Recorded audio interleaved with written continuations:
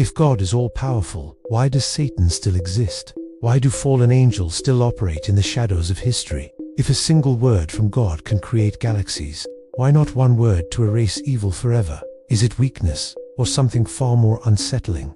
Today, we explore one of the oldest and most disturbing theological questions in human history.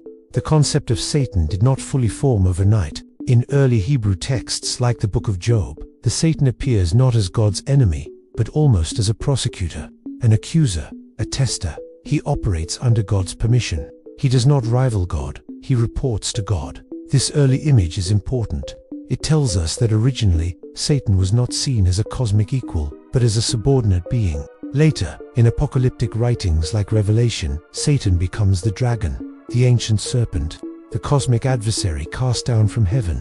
And here the image changes. He becomes rebellion itself. But even then, he is created, and what is created cannot overpower its creator. The early Christian thinkers wrestled deeply with this. Augustine of Hippo argued something revolutionary. Evil is not a thing, evil is a lack. Just as darkness is the absence of light, evil is the absence of good. If that is true, then Satan is not an independent power competing with God. He is a corrupted being. Later, Thomas Aquinas reinforced this idea. God is pure existence. Satan is dependent existence. And something dependent cannot overpower the source it depends on. So again, the problem isn't that God cannot destroy Satan. The deeper question is, why does he allow Satan to exist at all? Here we enter dangerous philosophical territory. Christian theology teaches that angels were created with free will, and free will means the possibility of rebellion. If God destroys every being the moment it chooses wrongly, then freedom was never real. Love becomes programming. Obedience becomes automation. Some theologians argue God allows rebellion to prove that freedom is real. Destroying Satan immediately would mean undoing the very structure of free choice. This leads us to the most famous philosophical challenge in history. If God is all-powerful, all-knowing, all-good, then why does evil continue? This question has shaken faith for centuries. Even thinkers like C.S. Lewis struggled with it. One answer given throughout history is this: evil is temporary. In Revelation 20, Satan is ultimately defeated. Judgment is delayed, not absent. But here is something deeper. If God exists outside of time, then what feels like delay to us may not be delay at all. From an eternal perspective, the end may already be written.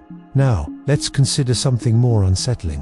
What if Satan's continued existence serves a cosmic purpose? In the Book of Job, Satan tests Job, but only within limits. This implies boundaries. Satan cannot act freely without permission, which raises a chilling possibility. What if Satan is not God's rival, but part of a larger divine narrative? History shows that many theologians believed evil sharpens virtue.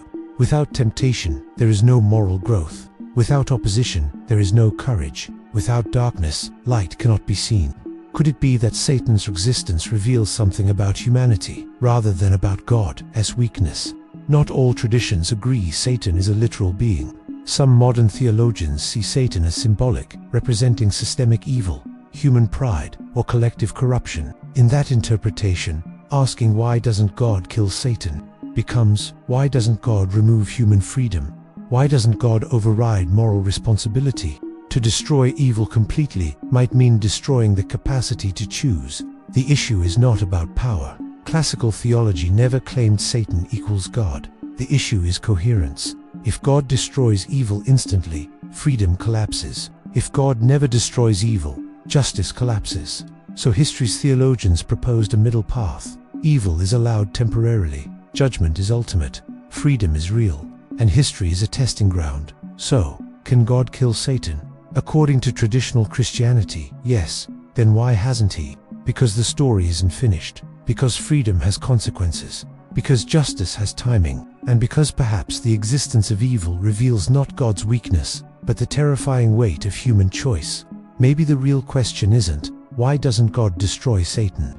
Maybe the real question is, what would happen to us if he did? And that question is far more disturbing.